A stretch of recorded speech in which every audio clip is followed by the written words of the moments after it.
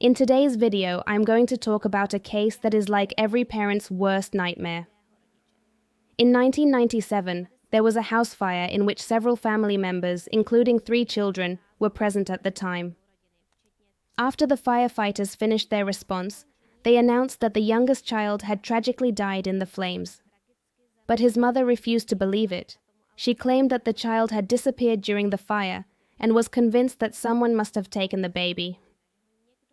This story is going to be full of twists and turns, and basically everyone who was involved in the case somehow came up with a different version of events. I will try to give you all these versions so that you can get an idea of what happened on that December evening in 1997.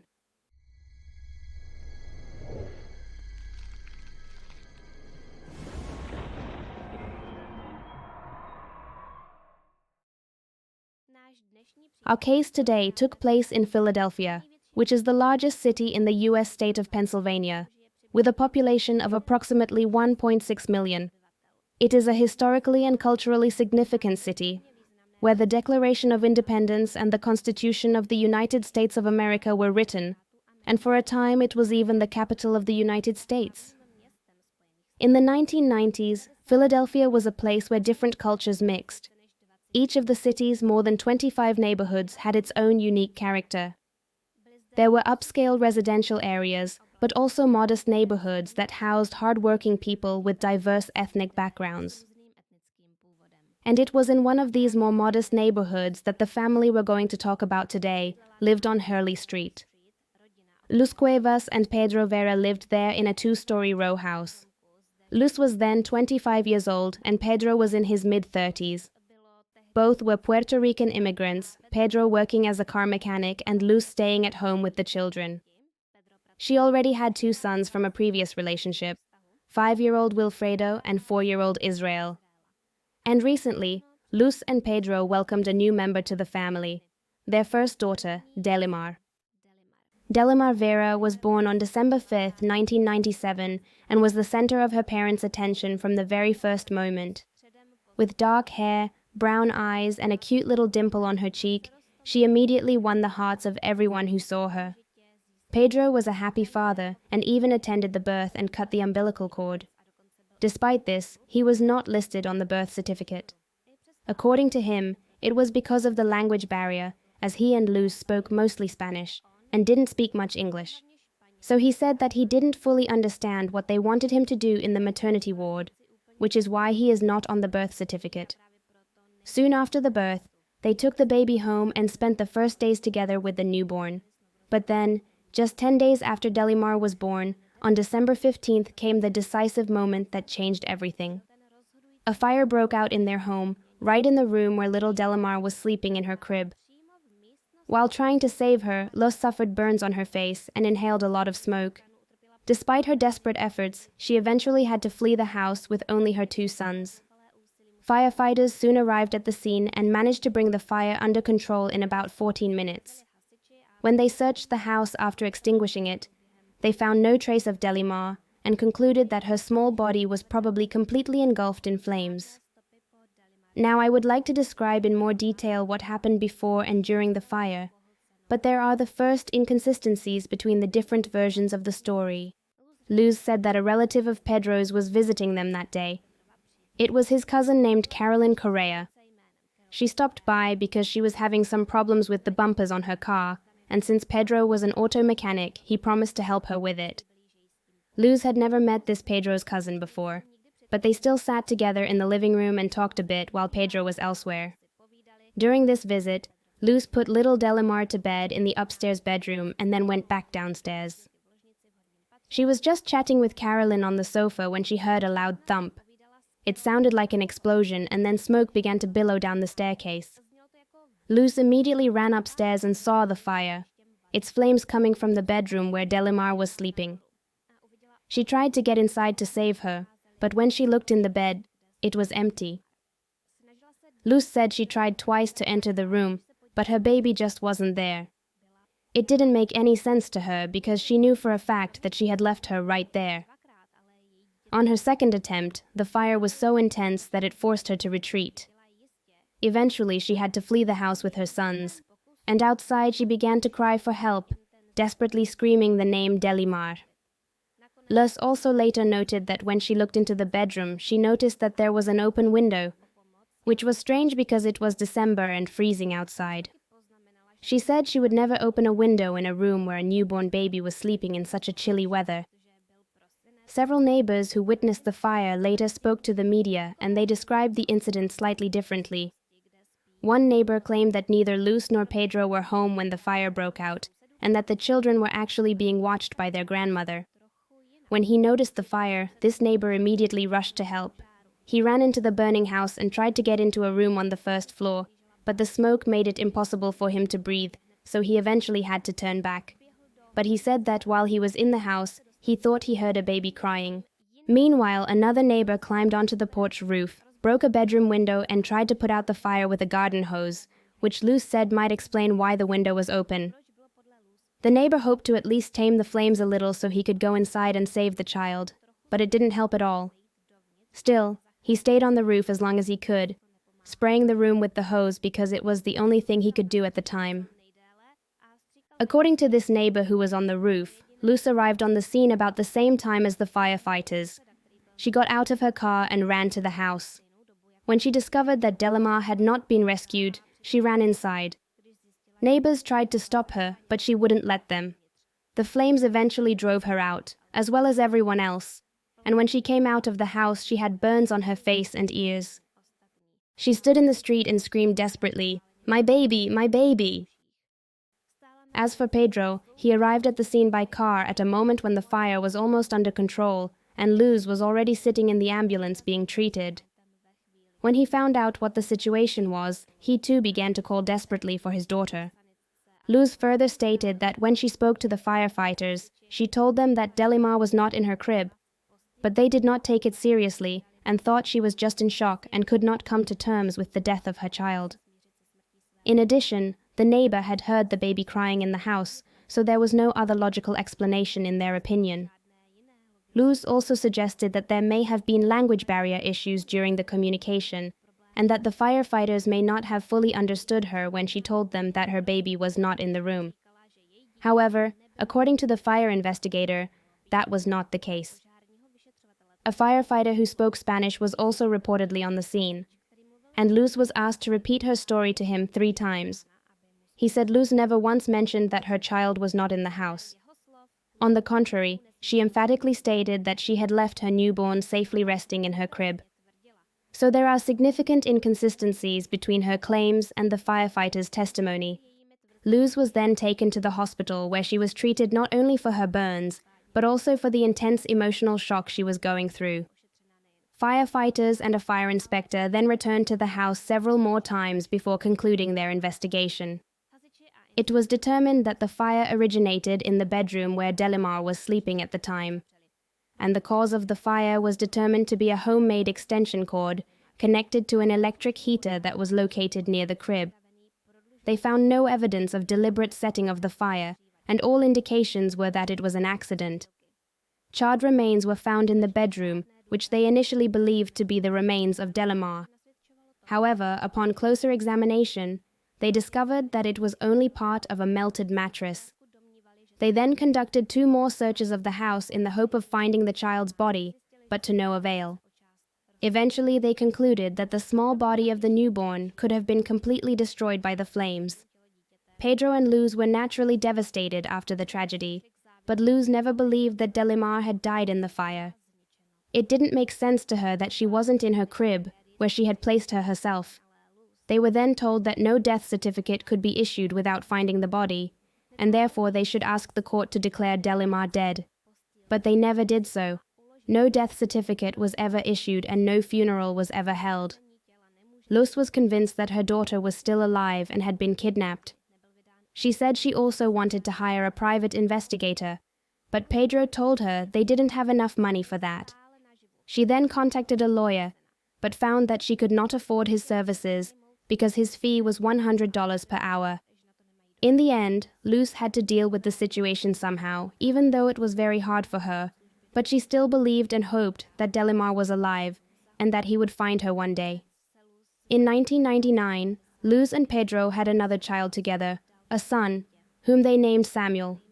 Over the years, the family had moved several times and they were probably not well off financially, so Pedro found a second job as a stock boy at the Dollar Tree store. From late 2000 to the spring of 2001, Luz saw a therapist to process her feelings and experiences. However, instead of talking about her problems, she kept returning to the fact that Delimar had been kidnapped. That was all she wanted to talk about in the sessions. Luz felt that she was all alone. It had been 3 years since the fire, and she was the only one who was convinced that Delimar was alive. This difference of opinion caused tension in the family and eventually led to Luz and Pedro's separation in December 2002. Even though the two broke up, Luz attended a party hosted by Pedro's sister Evelyn in January 2003.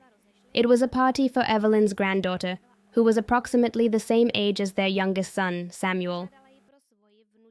So Luz and her children arrived at the party, and among the guests was Carolyn Correa, the cousin whom Luz had not seen since the night of the fire. She may have been referred to as Pedro's cousin, but in fact there was no direct genetic relationship between them. Carolyn's mother was only married to Pedro's uncle. Well, Carolyn wasn't alone at the party. She had her 5-year-old daughter with her, whose name was Aaliyah Hernandez. When Luz saw her, she immediately noticed that Aaliyah looked just like her and her children. And when she smiled, she had a deep dimple on one cheek, just like one of her sons. Luz started asking Carolyn about her daughter, and she told her that she was born shortly before the fire. She said that the baby's father had died of an overdose, and she was raising her daughter with her new husband, Brian.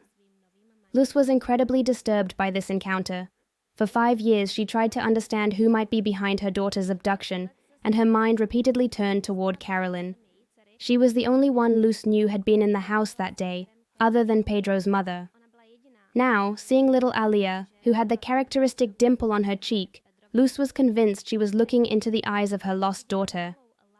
The thought that Delimar was standing in front of her gave her hope, but at the same time, doubt washed over her. She wasn't sure if this was too crazy, and she didn't want to just accuse anyone of kidnapping her at a family party. She therefore said nothing to anyone at the time, although one of the guests said he saw Luz leave the party in tears. What no one knew was that before she left, she had made a plan. While Aaliyah was playing with the other children, she approached her and pretended to have gum in her hair. She helped her get the gum-like out and pulled some of her hair out in the process. She wrapped it in a napkin and then hid it in her home safe. She did this because she had recently seen a program on TV that talked about how DNA could be extracted from hair.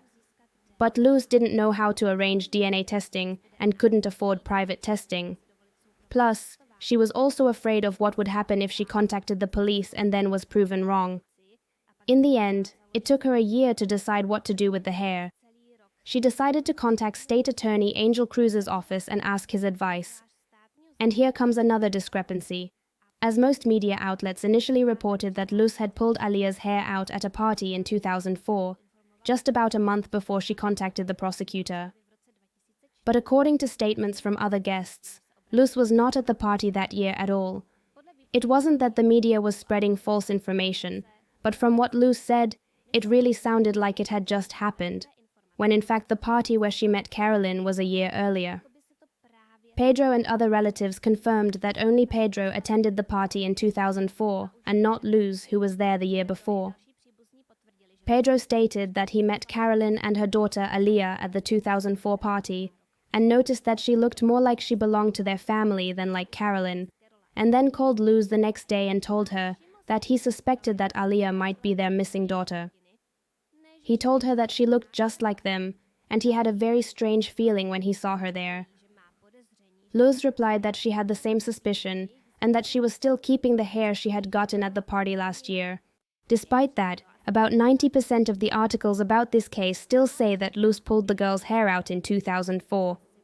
She herself has never publicly commented on these inconsistencies in her statements. But whether she kept the hair for a month or a year, she eventually went to Deputy Angel Cruz and asked for his help. Their meeting lasted about an hour and a half, and Cruz admitted he was pretty skeptical at first.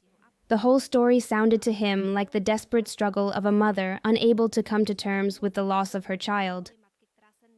Something about the way Luz told her story intrigued him, however, and he contacted the district attorney's office, which subsequently convinced the police to pursue the case. In early February 2004, Luz gave a detailed account of all her suspicions to the police and gave them the hair she wanted to use for DNA testing. The police then contacted Carolyn and first asked her to provide them with a photo of her daughter. She was more than willing and handed them some photos, but when they looked at them, the child looked nothing like Luz. It just didn't fit the description she gave them at all. When they showed her the photos, Luz said that was not the child she met at the party. Carolyn actually gave the police a picture of a completely different child, a clear indication that she was hiding something. A DNA test was then ordered, but it didn't use the hair that Luz had hidden. Instead, swabs were taken from both women's mouths and little Aaliyah's. The investigator said that Carolyn had sprayed some kind of spray in Aaliyah's mouth before swabbing her mouth and told her not to swallow it. No one knew exactly what it was supposed to be, but Carolyn apparently believed that the spray could somehow affect the DNA test results. But it didn't. Samples from Luz, Carolyn, and Aaliyah were on their way to the lab. The police were concerned that Carolyn might want to run away with Aaliyah before they had the results, so they decided to place the girl in foster care on a preliminary basis. As they were taking Aaliyah away, Carolyn told her that it was the last time she would see her mother. She would never see her mommy again. Of course, that was the absolute worst thing she could have said. The 6-year-old was absolutely terrified afterwards and didn't understand what was going on. After her daughter was taken from her, Carolyn decided to have her own independent DNA test done. She paid over $600 for it, convinced that the results would show that Aaliyah was her biological daughter. But by the time she got the results of that test, the official tests that the police had done had already been completed, and they showed that she had spent her money for nothing. The conclusion was that Aaliyah was indeed Luz's daughter. She was indeed the lost Delimar. There was a warrant out for Carolyn's arrest, and she was accused of a lot of things.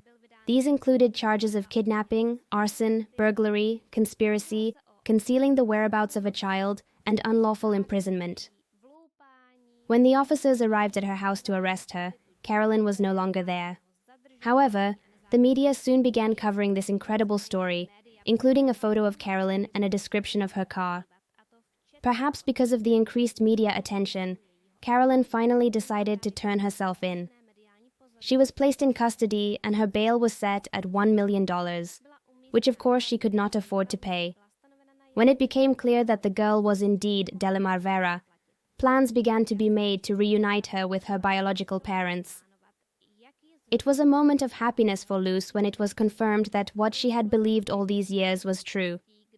For Delimar, however, it was a very confusing and stressful situation because she was separated from the only parents she knew. In collaboration with social workers and a child psychologist, it was determined that the process of reunification with her family would be gradual.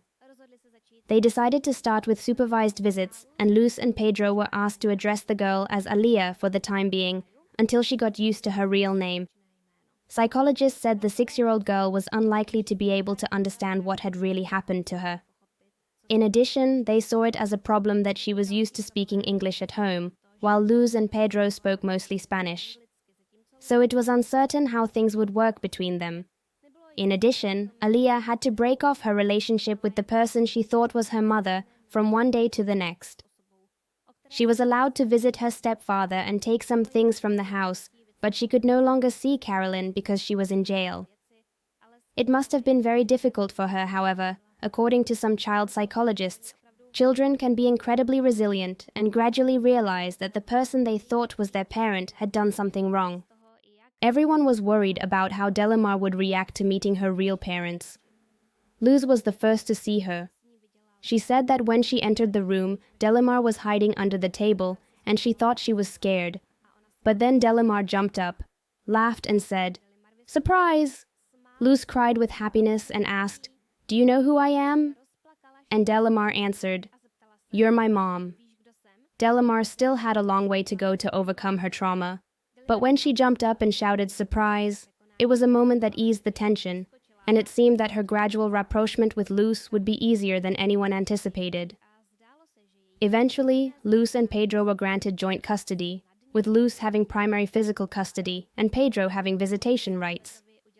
Delimar then gradually became familiar with her new home and met her 3 brothers, ages 4, 10, and 11. In April 2004, she began attending her new school, and everything seemed to be going exceedingly smoothly. The media were naturally very interested in her story, and when asked how she felt, she replied that she was happy and was now in her real home. But of course, that was not the end of the story. Carolyn was facing a trial, and many were trying to understand what led her to kidnap Delimar. Although firefighters found no evidence of arson, the main theory was that Carolyn had set the fire to cover up the kidnapping. Of course, most people figured that Carolyn desperately wanted a child of her own, but couldn't get pregnant. But that wasn't entirely true. Carolyn had been married in the past to a man named Anthony, whom she had been with for 10 years and had already had 3 children with him. However, it was also reported that in 1990, when their youngest child was born, Carolyn allegedly had her fallopian tubes tied, which was supposed to prevent another pregnancy. In 1996, the couple divorced, and Carolyn began working as an accountant in a doctor's office. During her time there, however, she took advantage of her position and began regularly stealing checks. When Carolyn found out they were looking for someone new to fill her position, she figured she would probably be fired soon. At the time, although they didn't suspect her of stealing, they didn't like that she had failed to show up for work several times. Soon after, her office burned down, and Carolyn was accused of setting it on fire intentionally. It was thought that this was either revenge for her impending dismissal, or she was trying to cover up her thefts, which would surely be discovered by a subsequent accountant. She eventually faced charges of arson, theft, and check fraud. Carolyn was released on bail, and during 1997, while the case was still pending, she unexpectedly became pregnant, according to her own words. So either the reports of tubal ligation were wrong or a miracle happened. So when the fire broke out at Luz and Pedro's house, Carolyn was out on bail and wasn't sentenced until a year later when she confessed to setting the office on fire. Her sentence was pretty light. She got 5 years probation and community service. As for her alleged pregnancy, Carolyn didn't tell many people about it. Several members of her family said it was a big surprise to them. Some said they didn't know she was pregnant, and others were pretty sure they remembered that she had her fallopian tubes tied after the birth of her 3rd child. But Carolyn told her new boyfriend, named Andre Moore, about her pregnancy. Andre said that he saw Carolyn pregnant and was very happy because he wanted a baby. He said he immediately went shopping, brought home a crib, bought diapers, etc., and he was the one who came up with the name Aaliyah for his daughter. He was inspired by the name of the late R&B singer. Andre recalled that on December 15, 1997, the day of the fire, Carolyn showed up at his house with the baby that afternoon. His mother and sister were also at his home at the time, and they were also excited about the new baby and the family. It looks a bit like the two probably weren't living together at the time, because Carolyn told Andre that she had given birth at home 3 days earlier, and that her friend had helped her during the birth.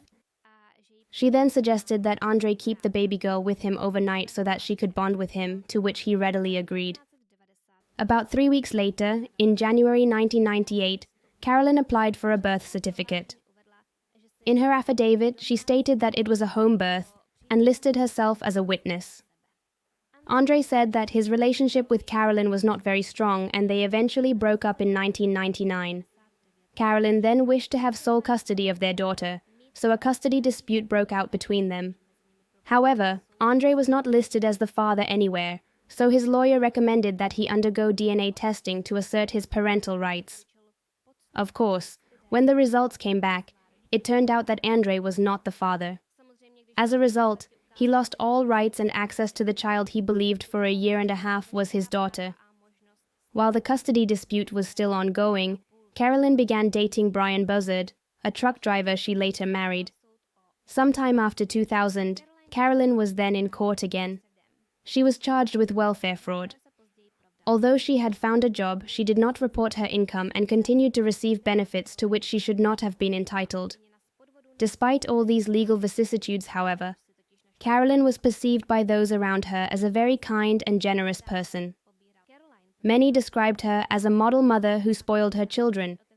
invested in their education, and encouraged their interests and talents. Carolyn even got a talent agent for Aaliyah, which opened the door for her to the world of modeling and acting. Aaliyah has appeared in several print ads in magazines and even on the children's television show Blue's Clues. Although Luz accused Carolyn of being physically and mentally violent towards Delimar, these allegations were never confirmed. On the contrary, most people, including Carolyn's ex-husband Anthony, described her behavior towards Delimar as completely loving. When the extended Pedro family learned of the kidnapping allegations, they all had differing opinions. They found the whole situation very strange. For example, they didn't like the fact that Luz claimed she had only met Carolyn for the first time since the fire at the birthday party. Several relatives said that both women and Aaliyah had attended some of the same social events before. Pedro admitted that he had seen Carolyn and her daughter before, at a family party in 2000. But when he got there, Carolyn was already leaving. She quickly introduced the toddler as her daughter, and then left. Pedro said he had a strange feeling when he looked at the girl that day, and wondered if there was any truth to his wife's suspicions that Delimar had been kidnapped.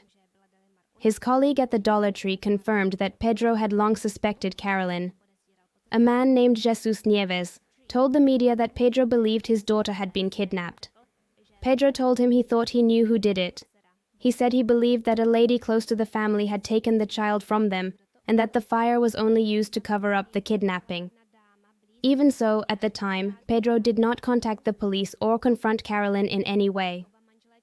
Additional testimony came from a woman named Teresa Santiago, who rented an apartment to Pedro and Luz. She stated that the two often talked about their daughter and believed she had not died. She said Luz always told her that she felt strongly that her daughter was still alive. Some family members said they too suspected that Delimar and Aaliyah might be the same person, especially as the girl grew up and looked more and more like her biological brothers. Some of them reportedly even told Pedro that Aaliyah looked like his son, but he did not react in any way. No one said it outright, but it sounded a little like some family members thought Pedro, Luz, and Carolyn had some sort of deal between them. Like they knew all along that Aaliyah was their daughter, and they themselves might have given her to Carolyn. In public, Pedro and Luz's behavior was especially marveled at by Pedro's sister Evelyn, who organized all the parties. She told the media, "I've heard everyone say that they both suspected all along who took the baby from them. And my question is, why didn't they do anything? And why did they wait 6 years? They knew how to find Carolyn. Why would she want to hire an investigator? Why, if they knew who she was and where she was? They both thought Carolyn had their baby, but they did nothing. That's what I have to ask Pedro and Luz." Evelyn also stated that she has tried to contact both of them, but has not been able to get in touch with them yet. I assume she has since contacted them, but unfortunately there is no news of what they told her. Luz hasn't spoken to the media at that time either, which is understandable as she must have been focused on getting her daughter home. But her lawyer said this: "It's common for people to not remember things exactly the same way. It's not right to focus on the victim. If someone is a victim, why ask if they should have done something sooner?" Meanwhile, police were investigating how Carolyn carried out the kidnapping. They brought Pedro to the stand, and he gave them a detailed account of exactly how his encounter with Carolyn on the day of the fire went down. According to him, Carolyn arrived at their house around 4:30 p.m., and he spent some time repairing her car. He and Carolyn then went together to another relative's house. There, Carolyn realized that she had left her purse at Pedro's house. She told him to stay there, that she would go get it herself. After about an hour and a half, she then returned, was upset, and told Pedro that their house was on fire, and that the fire department could not find Delimar. Thus, there was a theory that Carolyn must have started the fire during the time she went to get her purse, secretly taken Delimar without Luz noticing, handed her over to Andre, and then returned to inform Pedro of the fire. Some articles reported that Carolyn allegedly went to the upper floor of the house where Delimar was sleeping to retrieve her purse.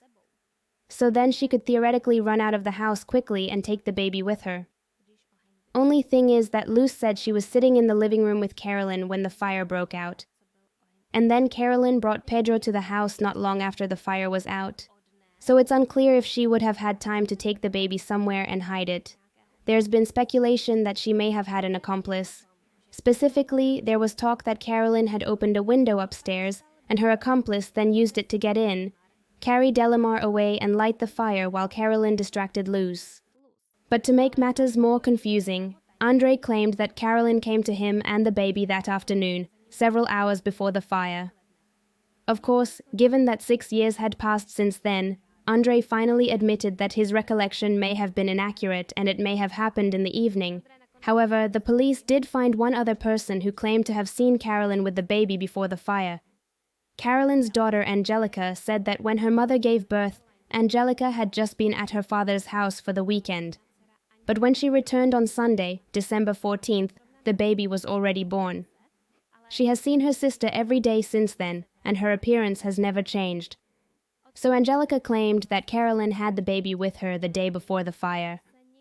But she was only 11 years old at the time and could have gotten her days mixed up, or Carolyn could have influenced her in some way. It's hard to say. The accounts of the people in this story just don't fit together. Andre described the situation to the media quite succinctly when he said, "Nothing fits. I don't know whom to believe. I don't know who is trustworthy. It's a mystery." And that probably sums up the thoughts of all of us. While Carolyn was in prison, she was visited by her best friend, who was named Mary Lou Puchales. And to this friend, Carolyn described her version of what happened. She claimed that her daughter was born on December 12th, and that she took her to Pedro and Luz's house on the day of the fire. Because she was shortly after giving birth, she was still in pain, and Luz offered her some kind of pill that she said would make her feel better. Carolyn has no idea what the medicine was, but when she took the pill, she became drowsy and dizzy.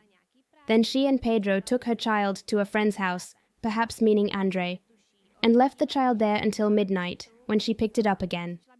Mary Lou said she contacted this friend, and he confirmed it. However, both Pedro and Luz denied these statements and said that Caroline did not have the child with her. Pedro said that Carolyn had a car seat and some baby clothes in the car, but definitely not a baby. However, Carolyn's claim led to one of the initial theories of her defenders, which was pretty crazy. According to this theory, there were 2 children. One tragically perished in the flames, while the other survived. When Carolyn was under the influence of the drugs Luz gave her, she was confused and may have taken the wrong child with her, or maybe the wrong baby was planted on her. As a result of this confusion, Carolyn went home with Delimar, while the real Aaliyah stayed in her crib and died in the fire. This theory was pretty wild, but there was a possibility that Carolyn was actually pregnant and gave birth.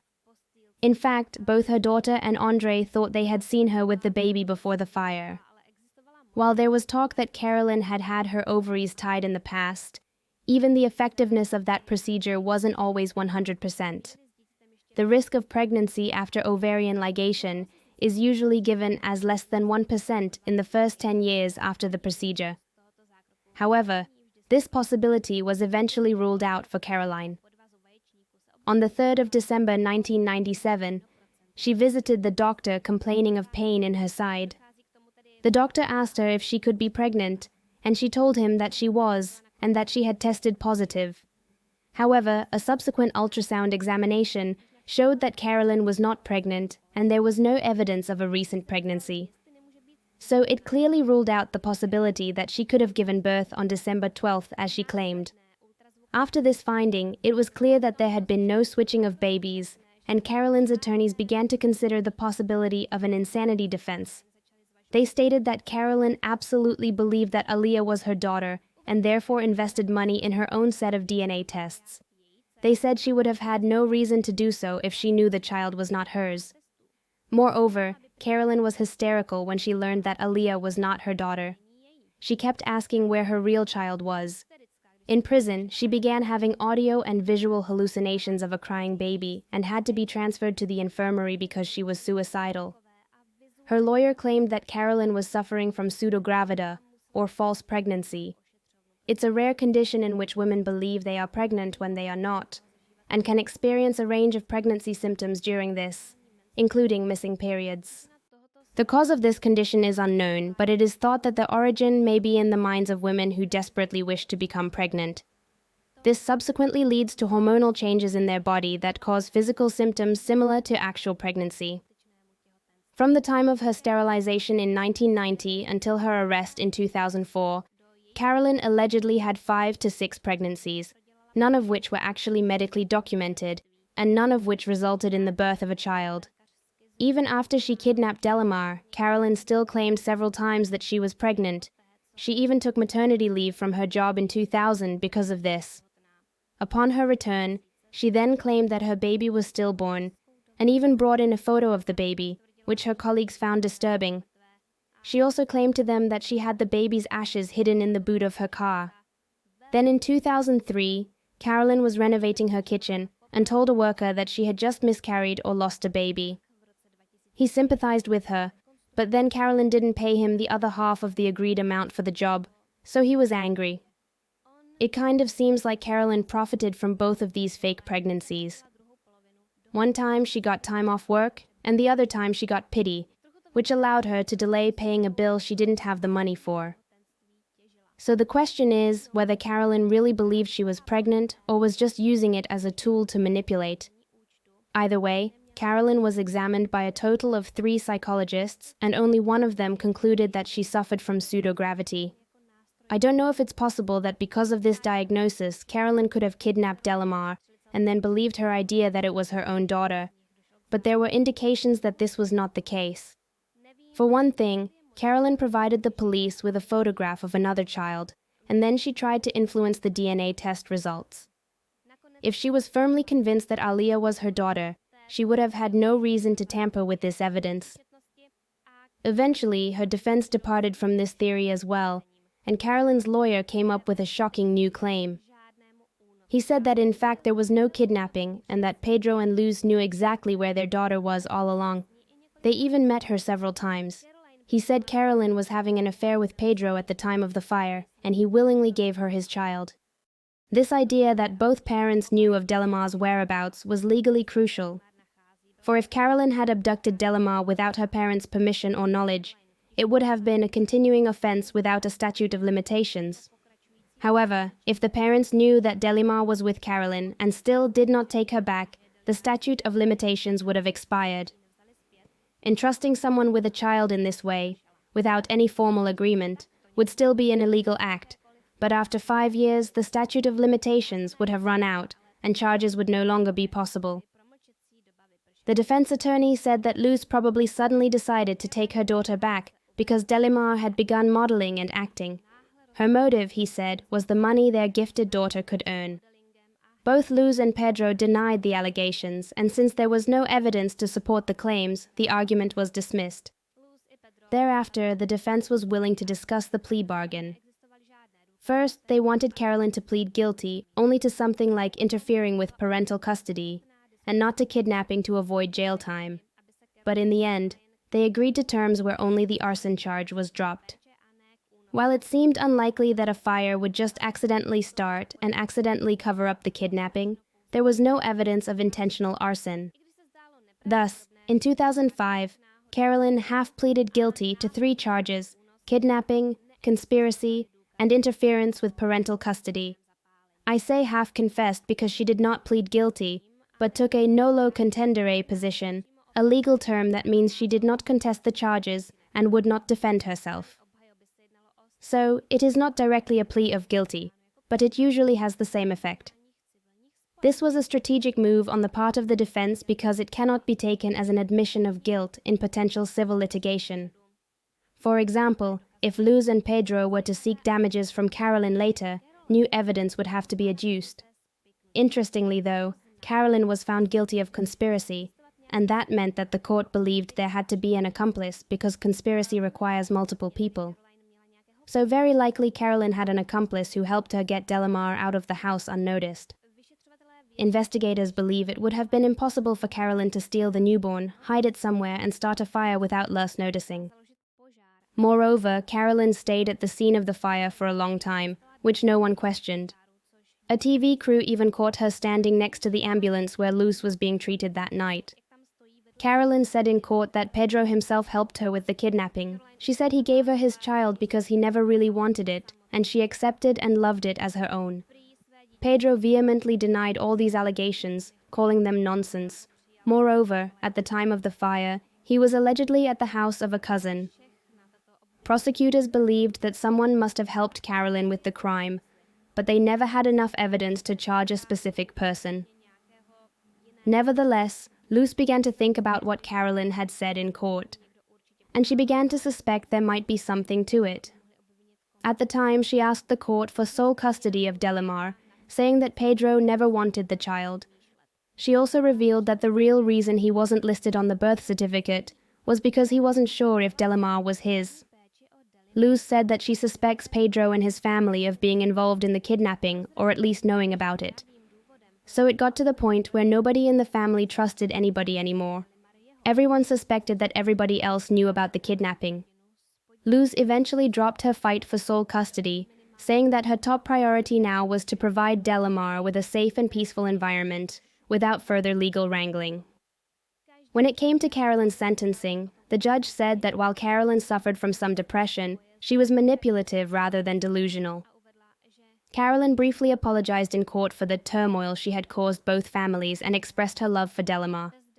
She was sentenced to 30 years in prison with the possibility of parole after 9 years. After her sentencing, she gave an interview from her prison cell to the Philadelphia Daily News. There was an article about her called "I'm Not a Monster," and in it, Carolyn gave her side of the story for the last time, in real detail. On December 13th, 2 days before the fire, Carolyn allegedly called Pedro and confided in him that she was pregnant and had lost the baby. Pedro reassured her that everything would be fine. She then asked him to help her repair her car. He agreed and suggested she come back the next day. On December 14th, Carolyn arrived at their house, but it was after dark, so Pedro told her to come back on the 15th. On the day of the fire, Carolyn arrived around 5 in the afternoon, and Pedro asked her if she could give him a ride somewhere. She agreed, waited for him in the car, and when Pedro came out, he had little Delimar with him, whom he placed in her car seat. Luz said she stood in the doorway and watched them before they left, so she must have known they were taking the baby with them. She allegedly did not know at that point why the child was put in her car and did not ask any questions. Carolyn then told a strange story that while she was in the car with Pedro, a woman with black hair approached them and began to berate Pedro. She said she was shouting something about a baby. Pedro then asked Carolyn to take the woman somewhere. She agreed, and they eventually dropped her off at a bar. Carolyn then drove Pedro to their friend or cousin's house, at which point she realized that she had left her purse at Pedro's house. Pedro got out of the car, and Carolyn went back to their house with Delimar still strapped in her car seat. When she got there, she left the baby in the car and got out. Pedro's mother was standing in the doorway at that moment and told her that she smelled smoke. Carolyn then helped her get the 2 children out of the house, and then Luz arrived at the house and began screaming. So Carolyn's story was not that she was sitting on the couch with Luz and heard an explosion. She claimed that Luz was not home when the fire started, which was consistent with what the neighbor had said earlier. Caroline said she then went back to Pedro to inform him of the fire, which Pedro confirmed. On the way to the house, Pedro then told her that the fire was his fault because he had been playing with the wires from the electric heater. He then asked her to drop him off in front of the house and take Delimar to his house to keep her out of the chaos. So she did, and Pedro and Luz said they knew Delimar was with her but simply never came back for her. She eventually adopted her as her own and decided to tell people that she was her daughter. But if you remember, Andre said that Carolyn showed him the baby the day of the fire and told him it was their child. She even left it there for him to bond with. So it doesn't make much sense that she would immediately get the impression that Pedro and Luz would never come back for their daughter. I don't need to tell you that both Luz and Pedro have denied the whole story. Plus, it didn't make much sense why Luz would question for years that her daughter was dead if, in fact, she gave her up willingly. She hadn't even had a death certificate issued or arranged a funeral, and all she kept talking about was her missing daughter. 3 years after the fire, she even started going to therapy to cope with her loss. If she knew she had given her daughter to Carolyn and she was well taken care of, why would she do all this? Rather, her behavior suggested that at the very least, she really didn't know anything. As for Pedro, even if he was never charged with anything, there will probably always be a shadow of suspicion hanging over him. After Carolyn's conviction, Pedro and Luz filed a lawsuit against the city of Philadelphia, claiming that there was fundamental misconduct in the investigation of the fire. Delimar should have been properly considered a missing child because her remains were never found. Cremation experts said there was no way the human remains could have been completely burned by a fire that lasted only 14 minutes. Even if it was a newborn baby, the cremation to ashes should have taken at least an hour, and only if the temperature reached at least 500 degrees Celsius. This means that a complete burning of the body should never even have been considered. This action was dismissed and the case was officially over. But media interest in Delimar's fate has not waned even years later. From time to time, reporters showed up at her house to get an interview or at least a photo. Eventually, it was too much for Delimar, and on one occasion when she was standing outside her house posing for photographers, she turned to the reporters and told them, "Please don't come here anymore." While the trial was still going on, Luz sold the rights to her story to the Lifetime television station and used the proceeds to buy a new house for herself and her children. The filming of the movie was delayed for several years because the producers feared that the story would take another turn and Pedro would be accused as an accomplice. This did not happen, and in 2008 the film was finally released under the title Lost: The True Story of Delimar Vera. Some of the facts in it have been changed a bit and it's quite simplistic, but if you're interested, you can find the movie on YouTube. The movie ended with a shot of a happy family and children playing together, as if they were all living happily ever after. Unfortunately, that wasn't the case. Delimar said the return to her mother was not as rosy as the media presented it. In 2021, she spoke about it on the podcast Crime Show. She said there that when she lived with Carolyn, whom she refers to as her kidnapper, she wasn't used to any regime, so everything was new to her with Luz. Carolyn never paid much attention to her, and Delimar spent most of her time just with her older sister. When she came to Luz and she started telling her when to go to bed and when to eat, it was a big problem for her. At first, Luz was patient with her, but as time went on, there were conflicts between them. During this, Luz reportedly told her on more than one occasion that she was like this because she had been brought up by a criminal. Delimar often felt guilty and always felt she was doing something wrong. She felt sad and misunderstood and eventually began to turn away from her mother. When she was 14 years old, she stopped going home and then stopped going to school. Eventually, she was taken away from Luz and placed in a juvenile home. And there, something unexpected happened. No one argued with her, no one was disappointed in her, and no one expected anything from her. She felt free there. At the same time, Delimar gained access to an education that she would not have had access to otherwise. She eventually earned her college degree, found a job in HR, got an apartment, and became fully independent. Today, she is a contented, married, 26-year-old lady. She's also long since reconciled with her mother, and they're closer now than they've ever been. Just a few days ago, on International Women's Day, she shared a photo of her and Luz together on Instagram, writing on it, "The strongest woman I know." As for Carolyn, she was paroled in 2013. She is still on parole and is very likely forbidden to have any contact with Delimar as a victim of her crime. Nothing more is known about how she is living after her release. And so, we come to the conclusion. I'm certainly interested to hear what you think of this whole affair. Do you think Carolyn had an accomplice? What about Pedro? Was he really just an innocent grieving father, or was he involved in the kidnapping? And how do you account for all the inconsistencies in his testimony?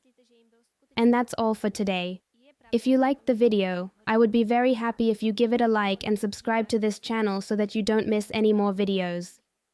Thank you all again for watching, liking and commenting and subscribing, and I will look forward to seeing you again next time.